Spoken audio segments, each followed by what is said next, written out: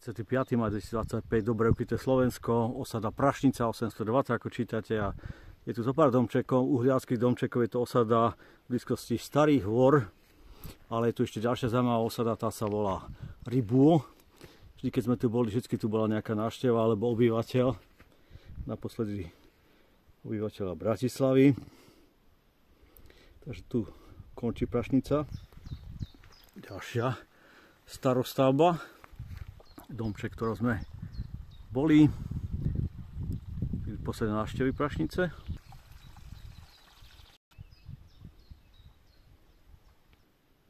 A Jorgo vám tu rastie. Pohľad z vrchu.